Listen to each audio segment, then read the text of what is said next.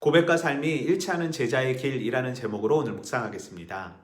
오병이어 사건 이후 예수님께서 따로 기도하실 때에 예수님은 제자들에게 무리가 나를 누구라고 하는지 묻습니다.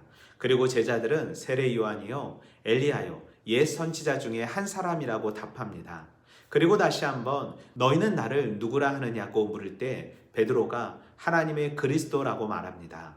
그리고 아무에게도 말하지 말라 하시고 자신이 고통받고 죽임을 당한 후 3일 만에 살아날 것임을 말씀하십니다.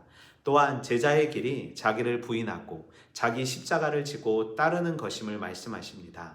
제자의 삶은 자기의 목숨이 아닌 예수님을 위하여 목숨을 거는 자로 예수님과 예수님의 말씀에 부끄러워하지 않는 자라고 말씀하시면서 여기 중에 죽기 전에 하나님 나라를 볼 자도 있을 것임을 말씀하십니다. 누가복음의 키워드는 기도, 성령, 성전입니다.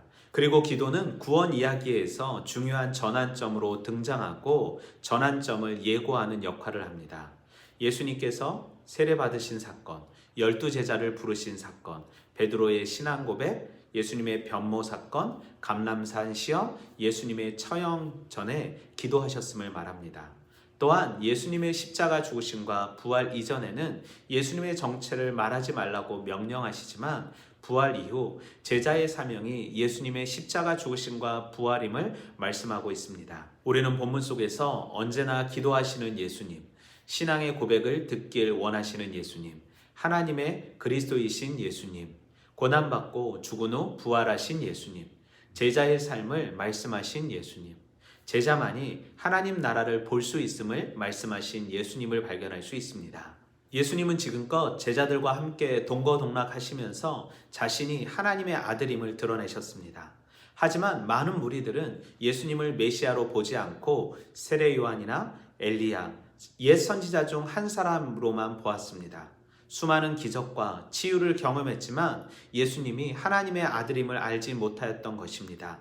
제자가 되는 첫 걸음은 예수님이 하나님의 아들이며 그리스도임을 고백하는 것입니다.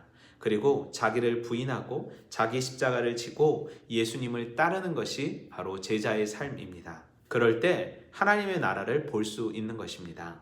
하나님의 그리스도라는 말은 하나님의 목적을 완수하는 그리스도의 역할을 내포하는 표현이며 예수님은 하나님의 목적과 계획을 위해 하나님이 택하시고 세우신 그리스도이십니다.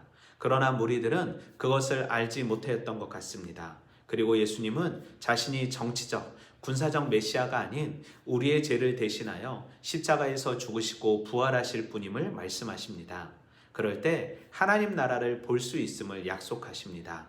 몇몇의 제자들은 변화산 사건을 통해 재림 때의 영광스러운 예수님의 모습을 본 것입니다. 주님만이 나의 그리스도이십니다. 내 평생 주님만이 나의 구원자로 하나님의 아들로 고백하며 살아가길 소망하고 다짐합니다.